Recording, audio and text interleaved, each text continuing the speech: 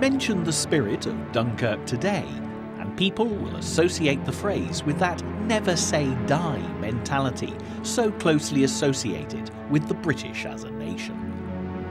However, few would be able to tell you more than the fact that Dunkirk had something to do with World War II, and that it's very probably a place in France. This is of course correct on both counts, although, metaphorically speaking, just the tip of the iceberg. The story of Dunkirk and the incredible bravery of servicemen and civilians alike is not only dramatically moving, but also positively inspirational, and this programme has been created to take you back to 1940 on a journey of discovery to find true courage in the face of terrible adversity.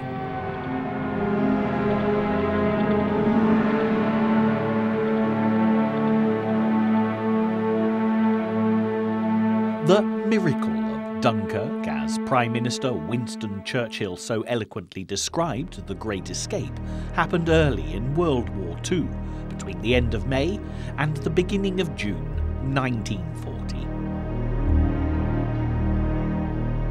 However, before launching into a blow-by-blow account of the story of Dunkirk, the event does need to be set in context and viewed as the conflict in Europe escalated with Adolf Hitler's relentless march towards global supremacy. When the armistice was called in the 11th hour of the 11th day of the 11th month, 1918, the First World War was declared over. The war to end all wars. But sadly, this was wishful thinking. In the Hall of Mirrors at the Palace of Versailles just outside Paris, the defeated Germans were forced to sign a treaty that insisted they accept total responsibility for causing the war, and the nation was stripped of valuable lands, which were distributed between France, Belgium, Poland, Lithuania, Denmark, and Czechoslovakia.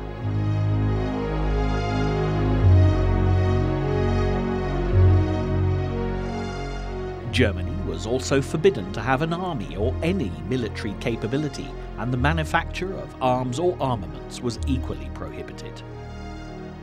In addition, a huge war debt was imposed upon Germany as reparation, which caused great hardship for the country's population throughout the 1920s. Such reprisals, although understandable, were unrealistic, creating a potentially dangerous atmosphere of injustice. Unfortunately for the rest of the world, this left the German people desperate for a strong leader who would take them out of poverty and into prosperity, and Adolf Hitler, rising rapidly to power, seemed to fit the bill perfectly. He cast aside the Treaty of Versailles to rebuild the German military, set the armaments factories back into production, and restored a sense of national pride. Hitler also gave vent to his own personal anti-Semitic prejudices by offering the German people a scapegoat for all their troubles, namely the Jews.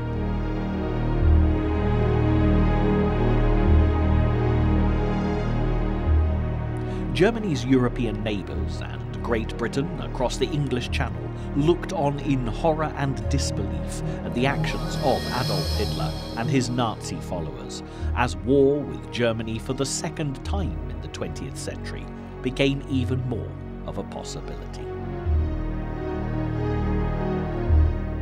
Hitler was born in Austria, although he later took German citizenship, and in 1938 he stormed into his former homeland, the first country on his list of conquests.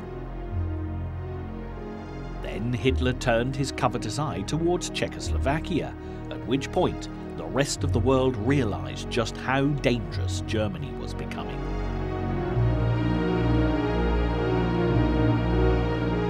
Britain's new Prime Minister, Neville Chamberlain, flew out to Germany in 1938 to broker a peaceful settlement. When he returned, clutching the signed Munich Pact, he declared that it was peace in our time. But his policy of appeasement proved to be ineffectual. Hitler treated the Munich Pact with the same contempt he'd applied to the post-World War I Treaty of Versailles. With no warning whatsoever, the German army marched into Czechoslovakia, and on the 1st of September 1939 began their occupation of Poland. The Allied nations of Britain and France had promised protection to Poland, secure in the knowledge that negotiations were underway with the Russians to join the alliance. But Hitler was at least a step ahead of them. Already allied with Italy, Japan, Hungary, Romania and Bulgaria to form the Axis powers, Hitler had already negotiated a non-aggression pact with Stalin and the Russians. It was indeed a great blow to the British and the French, left alone without Russian support, yet they stood by their promise to Poland. Prime Minister Neville Chamberlain gave Hitler an ultimatum. Either the German army was to withdraw from Poland by 11 AM on Sunday the 3rd of September, or a state of war would exist between Britain and Germany.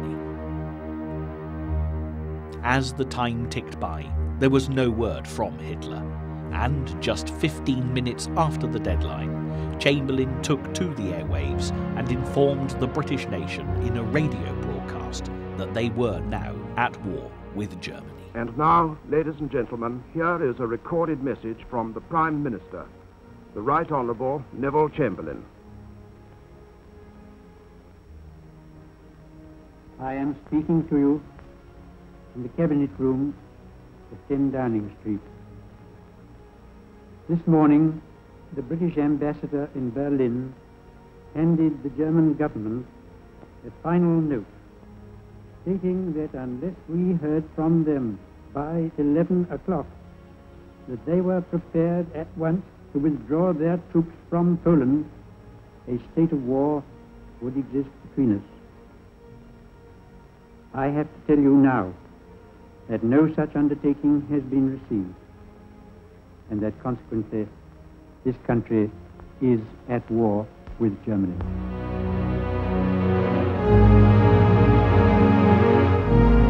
After a veritable flurry of activity as the men of Britain joined the armed forces and children were evacuated from the nation's cities to the safety of the countryside, there was a distinct feeling of anti-climax.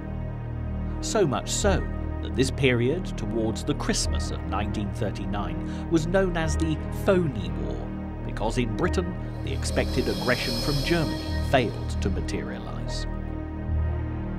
However, this was not because Hitler was suddenly calling a halt to his empire building.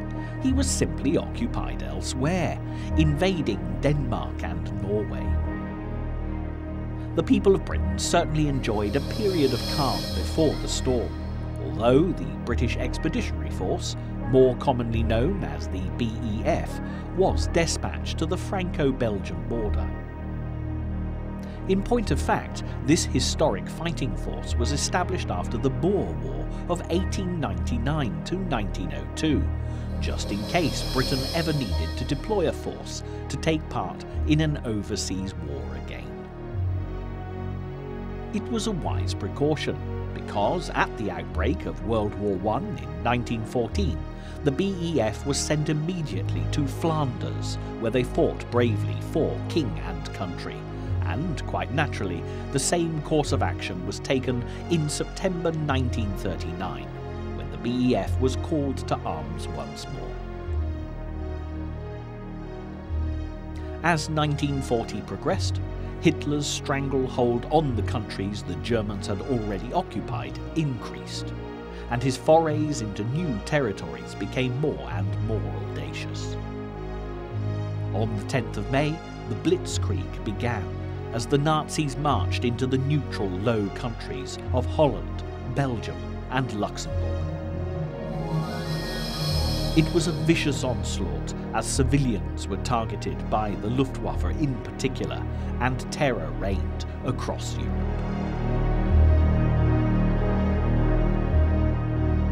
In Britain, confidence in Neville Chamberlain's government had reached an all-time low as the Nazi threat grew more menacing daily. Ironically, on the 10th of May, as Hitler's blitzkrieg began, Prime Minister Chamberlain resigned and was succeeded by Winston Churchill. It was an appointment that would inspire the British people throughout the forthcoming war years, as Churchill offered his own blood, toil, tears and sweat. Not to mention his remarkable oratory skills that would literally change the course of history. With Churchill at the helm, a wartime spirit was quick to develop across the length and breadth of Great Britain, and within days of his appointment, a call went out to the boat enthusiasts of the nation. At this stage, there was no immediate threat to the BEF on the continent, but nonetheless, a naval staff officer at Whitehall had this message broadcast after the 9 o'clock news on the 14th of May. The Admiralty have made an order requiring all owners of self-propelled pleasure craft between 30 and 100 feet in length to send any further particulars of them to the Admiralty within 14 days from today, if they've not already been offered or requisitioned. We don't know which far-sighted soul set this plan in motion. Her name has not been recorded, but the timing was incredible, as was the response. From all around the coast of Britain, offers of small craft flooded in, and a people's navy was literally put on standby. Within days of the appeal being broadcast, the situation across the Channel changed dramatically. France was suddenly under siege from the Germans. The military might of Hitler's war machine was staggering in its efficiency. The BEF found itself caught in a seemingly inescapable trap between a pincer movement of land attacks, while the Luftwaffe bombarded France from the skies. The only hope of a breakout lay with the prospect of Allied troops from southern France coming to the rescue. But the BEF at the front and the military commanders back in London quickly realised that this was an impossibility. Retreat to the coast to await rescue from the sea was now the only option, although the Admiralty were very aware that only a small percentage of the BEF could be saved. Getting on for 500,000 Allied troops, including the BEF, French and Belgian soldiers, were cut off by the advancing Germans, and it was estimated that there would only be the opportunity to rescue about 45,000 men. The shortest route back to Britain would have been between Calais and Dover, but with the Germans already in control there, and also at Boulogne, the only option left was Dunkirk.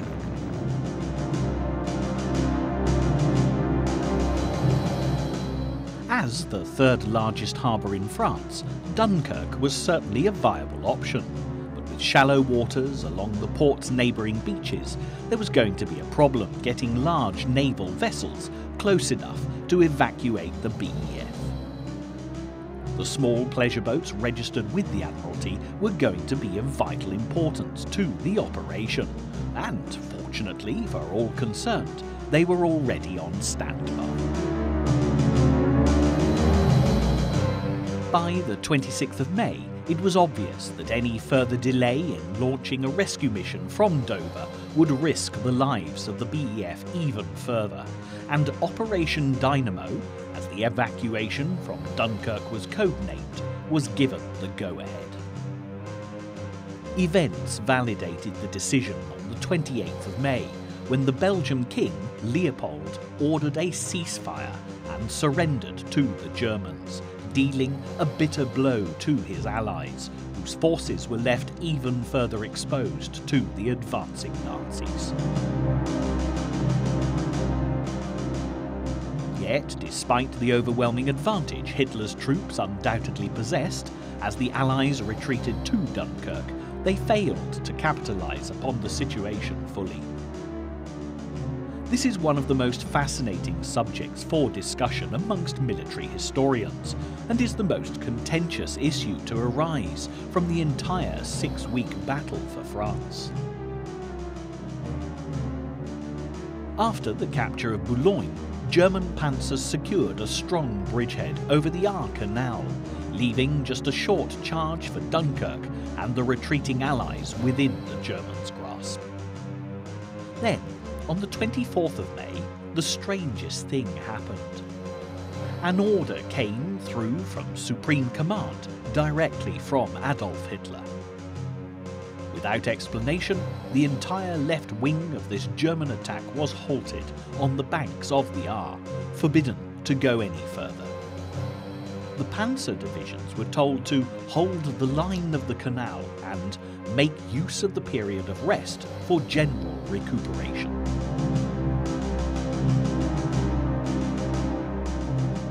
The terrain around Dunkirk was flat and marshy, and there are those who believed that Hitler didn't want his panzer divisions endangered unnecessarily. The BEF and remaining French and Belgian soldiers were, as the Germans arrogantly believed, doomed, leaving little urgency to finish the task at speed. Others have suggested that Hitler was already planning his triumphant entry into Paris with his panzer divisions intact, in effect jumping the gun, so to speak. There have been even more fanciful theories postulated, including Hitler deliberately creating a golden bridge for the BEF to escape the carefully laid German trap. The reason for such action was the view that Hitler was hoping to enhance the prospect of peace negotiations with Prime Minister Winston Churchill and the newly formed British all-party government. However, with the benefit of hindsight, and Hitler's plans to invade Britain already drawn up, it's hardly a viable conspiracy theory. Perhaps the most feasible explanation concerns the Luftwaffe and the German Air Force's Commander-in-Chief, Hermann Göring. When he viewed the progress reports from northern France, he believed that his Luftwaffe should be allowed the glory of finishing off the stranded Allied troops. With this in mind, he would have requested that Hitler halt the armoured units on the ground to give the aircraft a clear run at their target. In the circumstances, there would have appeared no urgency. After all, with close on 500,000 Allied troops retreating towards the sea with little or no hope of rescue, the Germans could take their time. For the men of the BEF, making their weary way to Dunkirk, many wounded, with the majority having had no sleep or food and little water for days, it was a very uncertain time. There was nowhere to shelter in safety amongst the dunes on the beaches of Dunkirk, but the troops did their best to dig in for the duration. However, this became harder as more and more troops arrived. The German planes, particularly the Stukas, dive-bombed the huddled masses, whilst their Nazi comrades in arms were shelling from land and sea.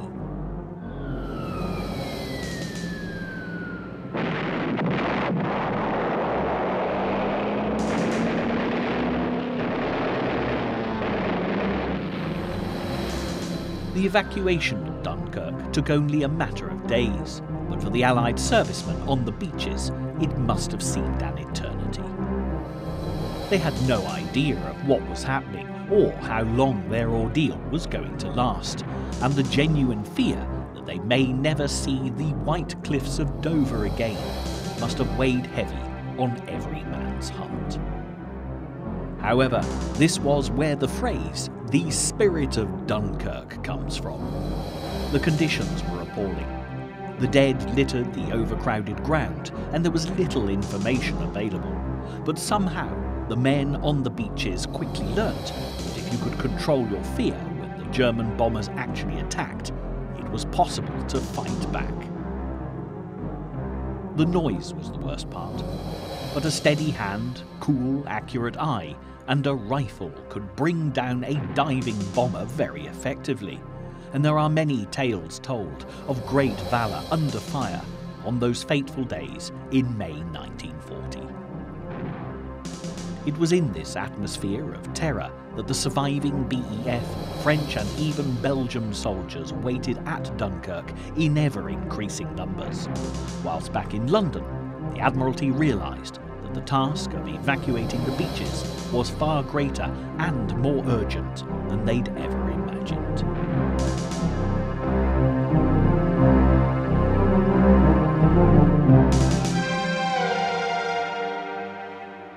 Then a telephone message came through from Vice Admiral Ramsay of the Royal Navy. "We may be able to do a much bigger thing at Dunkirk.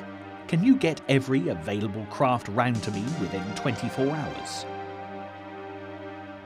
It was such an ordinary sounding request that the response can only be described as extraordinary.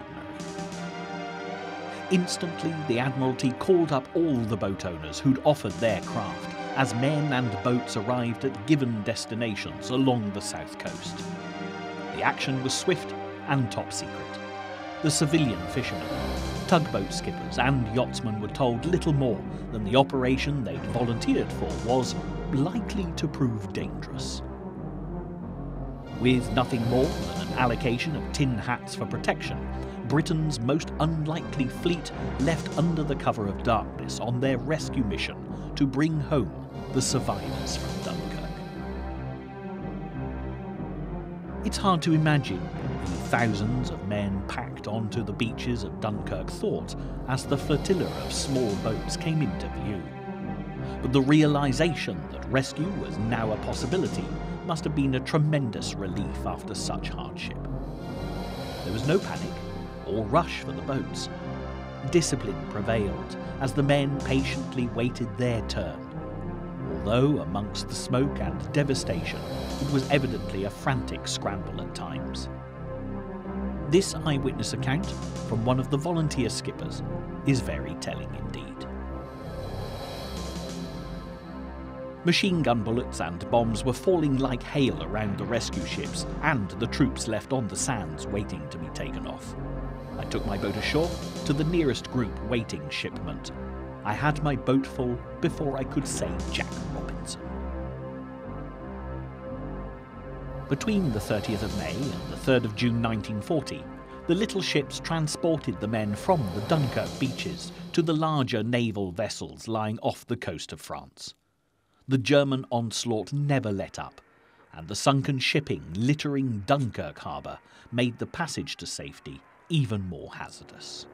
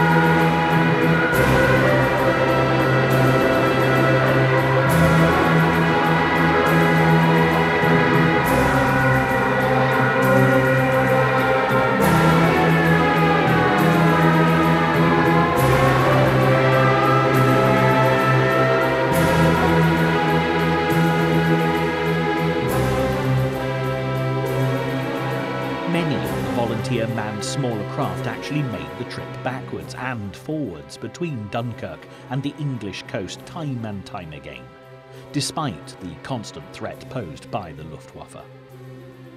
With men packed onto open boat decks, the terror from the skies could have been devastating. The men of the BEF may have, in the first instance, thanked God for the British Navy. but over the nautical miles back home to England, they also owed a great debt of gratitude to the RAF. Hitler and Goering believed that the Luftwaffe could stop the Allied escape from Dunkirk. But Lieutenant General Baron von Richthofen, a relative of the flying ace the Red Baron from World War I, thought otherwise. As commander of the Stuka dive bomber squadrons, he was more realistic than his superiors, commenting to a fellow officer that, "Unless the Panzers can get moving again at once, the English will give us the slip.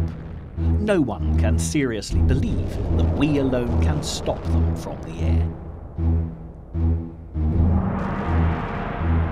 The Luftwaffe and the RAF fought for opposing sides in the war, but there was always a mutual respect between the airmen, and Richthofen was sensible enough to respect the British Royal Air Force.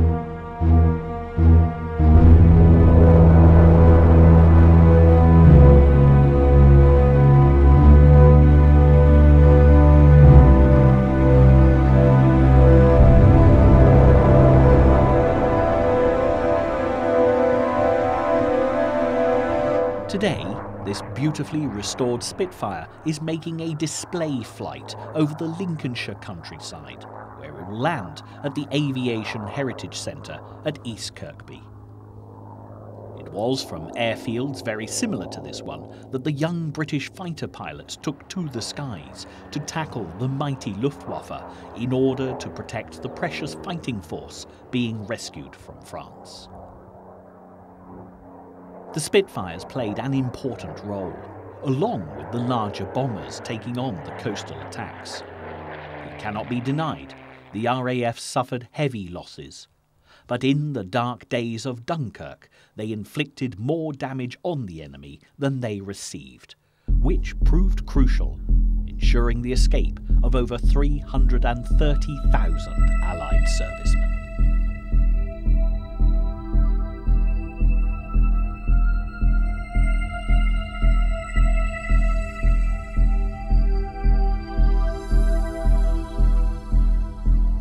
There were British soldiers who fought on the beaches of Dunkirk who watched the flotilla of little ships come and go, carrying their compatriots back to Britain, but they knew there was no such happy ending for them.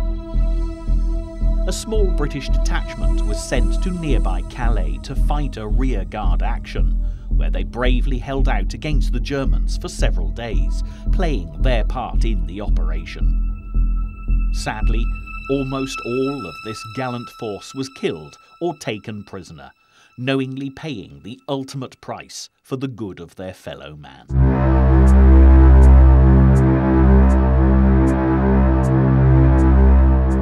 News of the miraculous events at Dunkirk began to reach the British public, and the people of Dover and the other ports into which the rescued soldiers were brought soon saw for themselves the results of Operation Dynamo. Trains were marshalled to control points and stations taken over as every effort was made to get the troops away from the south coast as quickly as possible. Volunteers, mainly women, worked tirelessly around the clock to provide food and clothing for the rescued men before they were sent on their way. At Weymouth, a railway worker handed out blank Great Western Railway postcards to the soldiers so they could write just 2 words, "Am safe," along with their name and address to be sent to their loved ones. No stamp or postmark was required. It was typical of the way in which a grateful nation rallied to the cause.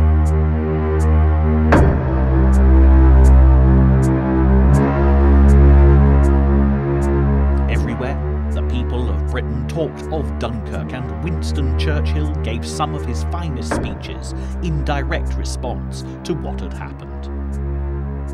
Britain's Prime Minister described Dunkirk as a miracle of deliverance, achieved by valour, by perseverance, by perfect discipline and dauntless service, by resource, by skill, and by unconquerable fidelity. when he declared that 1,000 British ships rescued over 335,000 men, French and British, out of the jaws of death, a cheer went up in the House of Commons at the astounding figures. Churchill then went on to praise the Royal Air Force, who had inflicted upon the Germans losses at least 4-1, before finishing his oratory with words that have gone down in history.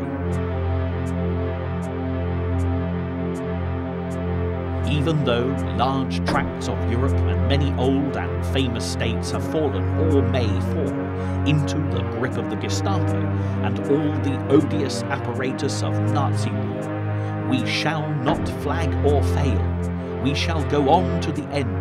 We shall fight in France. We shall fight on the seas and oceans. We shall fight with growing confidence and growing strength in the air. We shall defend our island, whatever the cost may be. We shall fight on the beaches. We shall fight on the landing grounds. We shall fight in the fields and in the streets. We shall fight in the hills. We shall never surrender.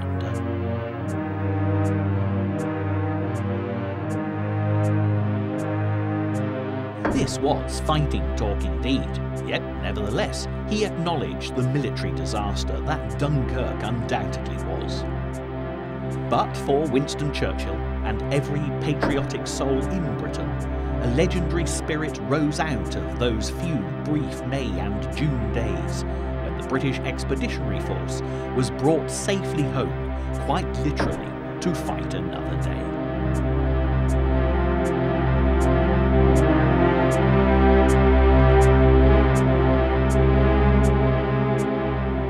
Rudyard Kipling spoke of triumph and disaster, and treating those two impostors just the same in his inspirational poem If, no better lines could have been written for the men on the beaches at Dunkirk. It had been a disaster, but the spirit of Dunkirk had triumphed, and for the British people facing the threat of a Nazi invasion, it was just the morale boost that was needed, and never one to miss an opportunity. Winston Churchill exploited the safe return of 250,000 men from Dunkirk to the fore.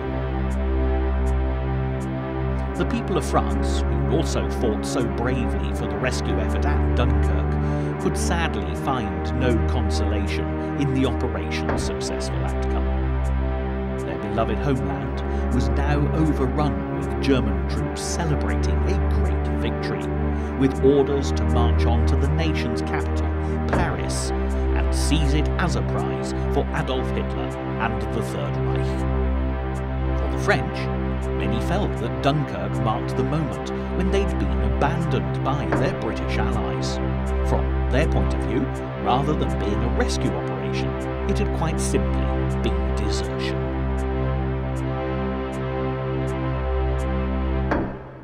Once Paris had fallen, the situation in France was a desperate one.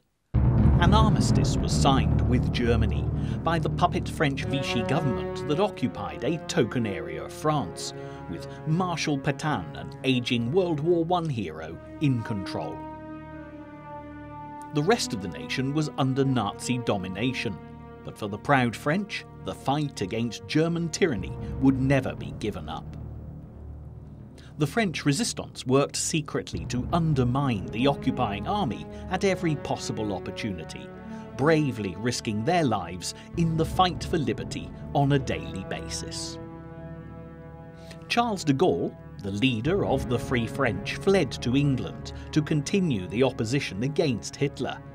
But after having gone as far as he could go, reaching the coast of northern France, the German dictator looked across the English Channel. The Battle of Britain was about to begin.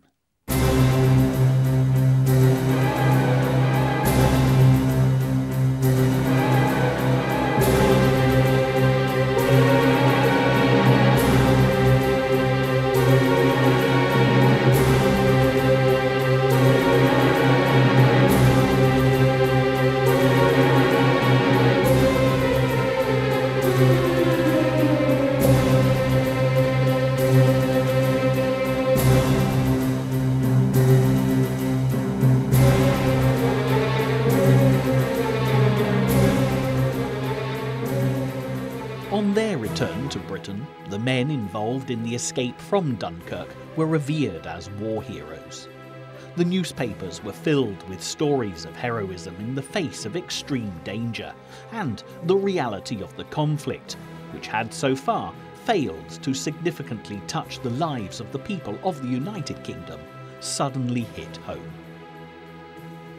Up until Dunkirk, talk of the war had been the province of the press and the politicians, but every town and village across the nation could count amongst their own the brave boys rescued by the flotilla of naval and civilian craft.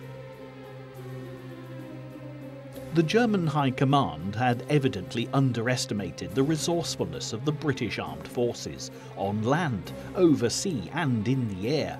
But, fortunately for Britain and the rest of the world, it was a lesson that they failed to learn from. Irritating as the escape of the BEF from under the German noses must have been, it was a minor annoyance on the road to Nazi supremacy.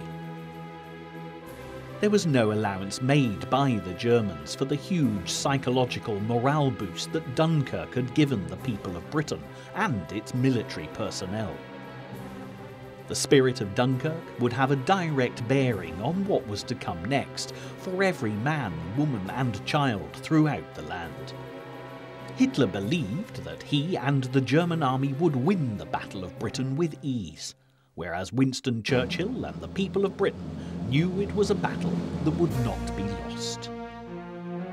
It was the same indomitable spirit that had prevailed at Dunkirk that would preserve the nation for the next phase of Hitler's onslaught. As a seafaring nation, the British Navy had always been a force to be reckoned with, and Hitler was very aware that the smaller German navy would never stand any chance of crossing the English Channel to mount an attack, with the full force of Britain's naval defences at battle stations. However, in the eyes of Adolf Hitler, the British Air Force was a much easier target, particularly as their German equivalent, the Luftwaffe, were at least on paper significantly stronger. The low-key reporting of the RAF's vital contribution in the escape from Dunkirk was certainly helpful, as even Winston Churchill had felt it necessary to point out to the House of Commons the remarkable achievements of the British fighter pilots.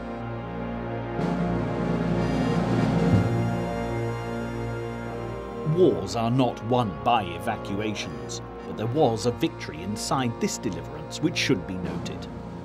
It was gained by the Air Force. Many of our soldiers coming back have not seen the Air Force at work. They saw only the bombers which escaped its protective attack. They underrate its achievements.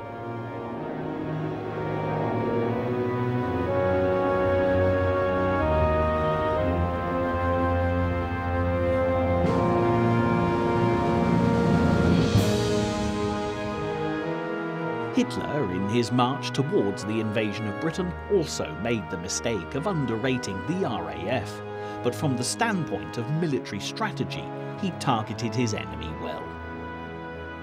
The Royal Air Force were lacking in aircraft. The German Luftwaffe had many more planes and, even more importantly, far greater numbers of fighter pilots to fly them.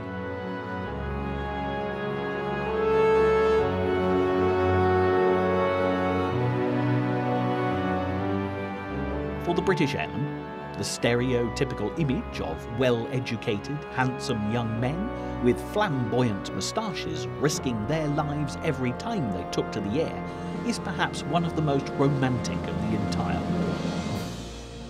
As Hitler instigated the Battle of Britain, they were, however, something of a rare breed, as the RAF could only muster about 800 fighter pilots, and, quite understandably, Hitler believed that the battle for control of the English skies would be over very quickly indeed. After all, Winston Churchill himself had felt it necessary to give the RAF a vote of confidence in his speech after Dunkirk. So how could an unequipped air force manned by young, inexperienced pilots save Britain from the disaster of a Nazi invasion? Surely this was more than even the great Winston Churchill could ask of RAF Fighter Command. But in the days and months that followed Dunkirk, when the call to battle came, the RAF was determined to prove that this would be their finest hour.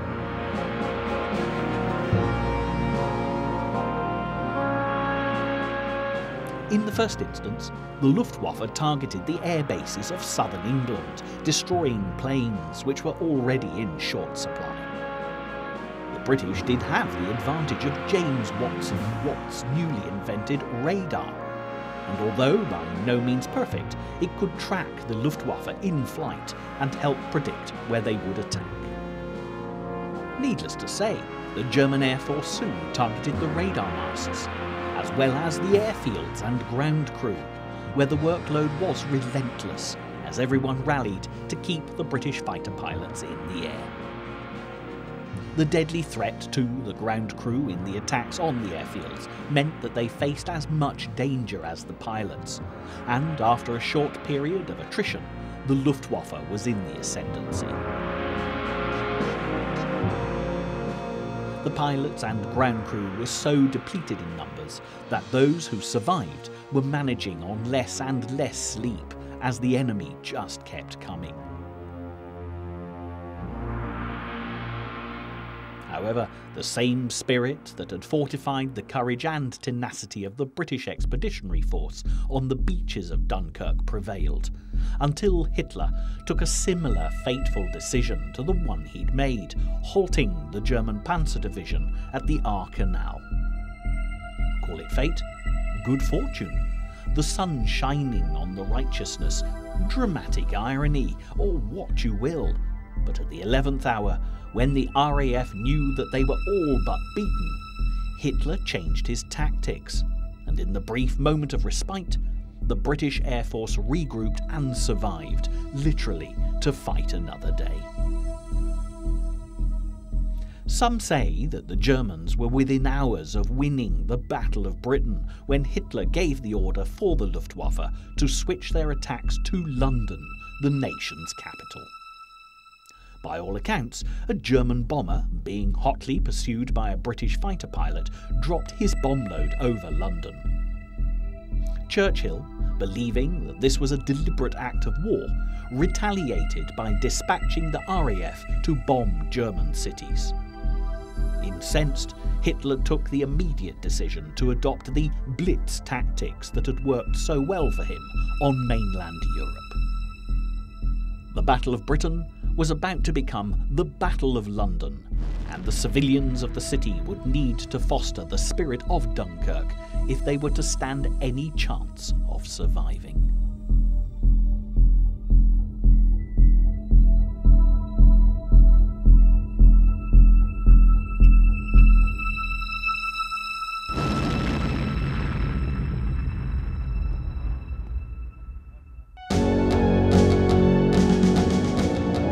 The Blitz began in earnest in September 1940, as the Luftwaffe dropped their bombs every night in an attempt to break the British spirit and terrorise the people into submission.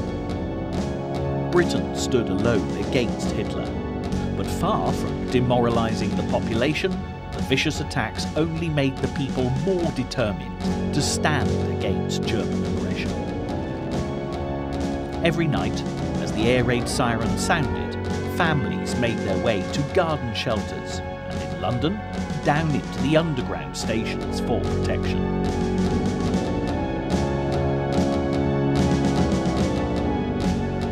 In the mornings, people sifted through the damage, buried their dead and grieved for those lost, and continued to defy Hitler. Other towns and cities were targeted. Plymouth, Southampton, Birmingham and Coventry all suffered the Luftwaffe's bombing raids, with Coventry sustaining the most terrible losses.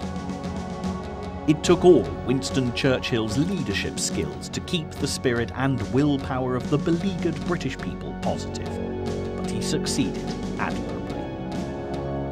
The Luftwaffe was no respecter of rich or poor. The poverty-stricken of London's East End were bombed, as were the highest-ranking people in the land. Buckingham Palace suffered a degree of damage, and the King and Queen became icons of the British fighting spirit, visiting those who'd lost their homes and loved ones to offer any words of comfort they could. As 1940 gave way to 41, the people of Britain held out against the Blitz with a remarkably cheerful spirit. What the BEF had learnt on the beaches of Dunkirk, the entire nation discovered as the air raid sirens screamed out. Eventually, just as had happened at Dunkirk and in the Battle of Britain, tenacity paid off.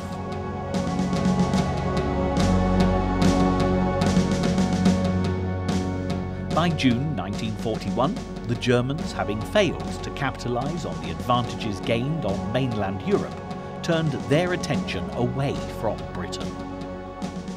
Hitler had failed to conquer the island nation, and with the momentum lost, he instigated Operation Barbarossa on the Russian front.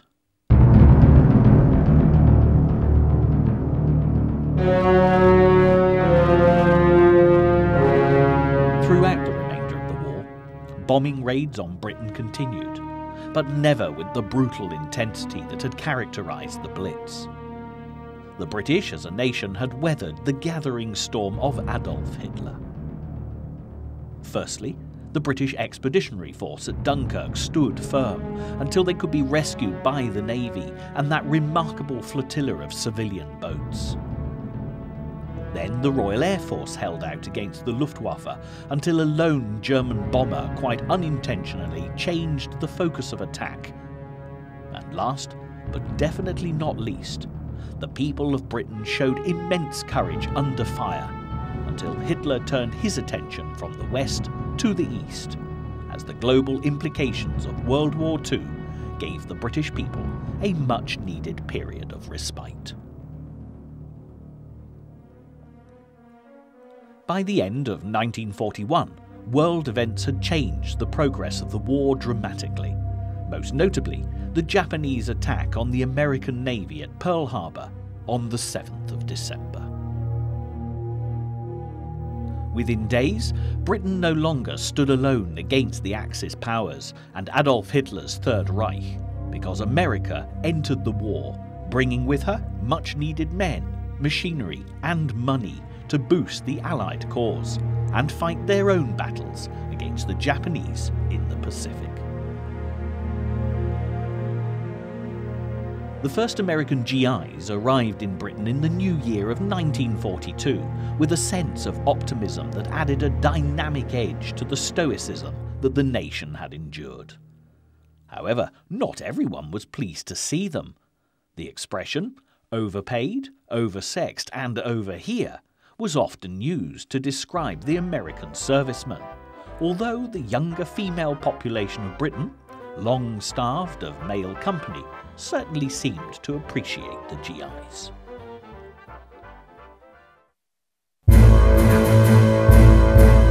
the Allied forces, the second half of 1942 brought with it the first glimmers of hope as chinks began to appear in the Axis powers' armour.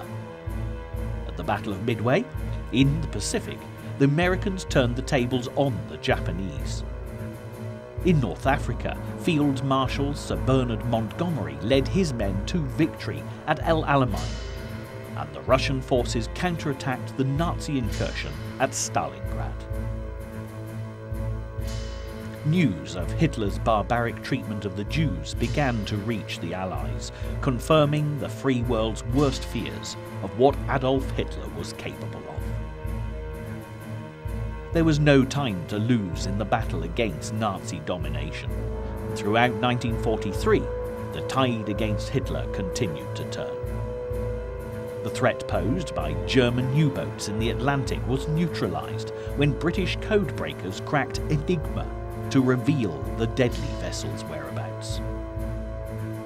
In Russia, the Eastern Front gathered pace as land was snatched back for the Allies, and thoughts turned towards an invasion from Britain to liberate Nazi-occupied France.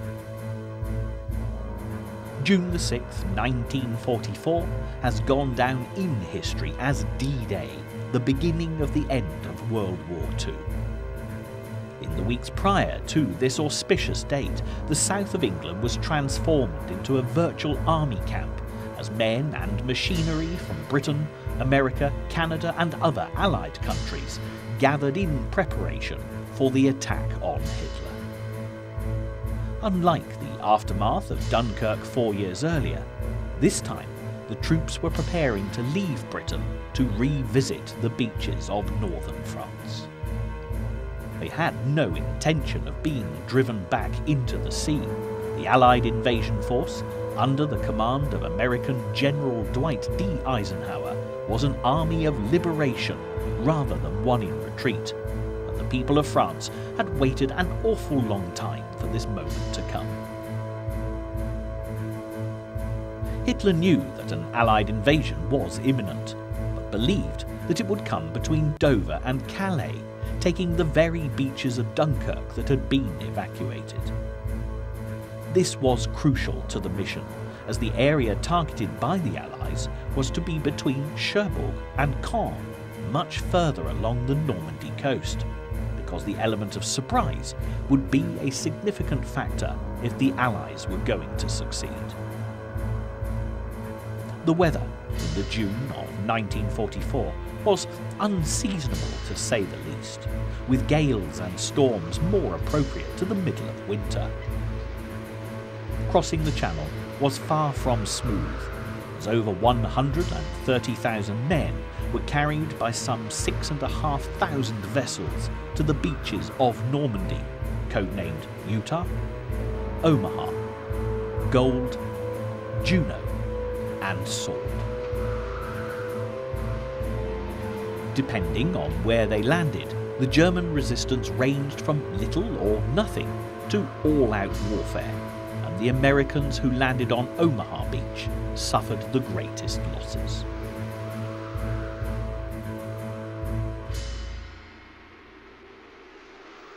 Despite the casualties, Operation Overlord was successful, as slowly but surely the Allies liberated France before beginning the final push towards Berlin.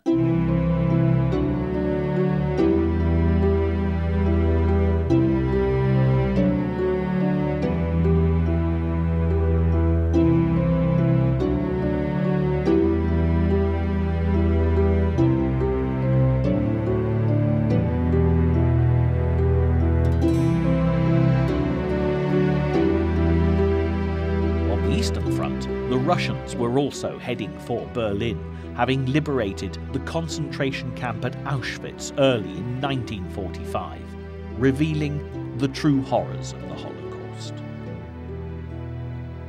The Russians reached Berlin first on the 21st of April 1945, quickly followed by the Western Allies. For Hitler, there was no escape, and he took his own life on April the 30th. The war in Europe was over, and when Germany surrendered unconditionally on the 7th of May, the whole world celebrated.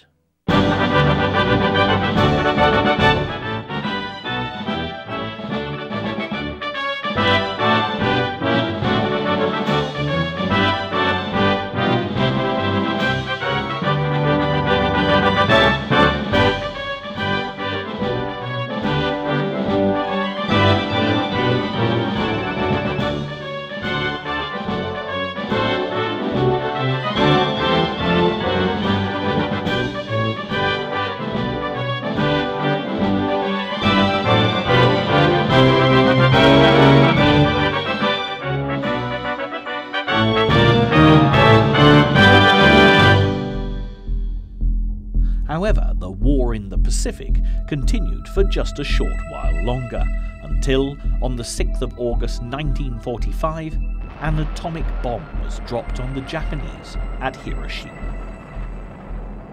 A second atomic bomb was dropped 3 days later on Nagasaki, and on the 14th of August, the Japanese surrendered. World War II was over.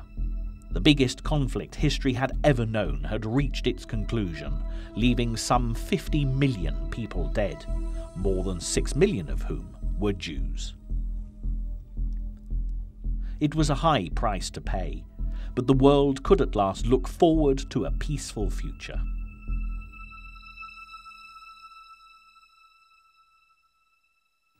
In Britain, the celebrations brought the grateful nation together for one last time as Prime Minister Winston Churchill joined the royal family on the balcony at Buckingham Palace to wave to the crowds. The spirit of unity, bravery and camaraderie that had grown in the men's hearts all those years ago on the beaches of Dunkirk had evidently proved to be extremely contagious. Today, those who lived through the years of conflict often remember that wartime spirit which brought the people of Britain together in the fight against tyranny and Adolf Hitler with nostalgia and a surprising fondness. And who can say, if the need ever arose again, would the spirit of Dunkirk move an entire nation to stand and be counted once more? The answer is a very probable yes, because it's a rare gift that the British have for making the best of a difficult situation. That stiff upper lip, backs against the wall mentality, so typified by Winston Churchill, may give rise to humour throughout the rest of the world, but the ability to transform the escape from Dunkirk into the motivation for a nation's survival is intrinsic to this particular island race, and will continue to be so for as long as people remember the dark days of 1940 and the triumph of the human spirit on the beaches of Dunkirk.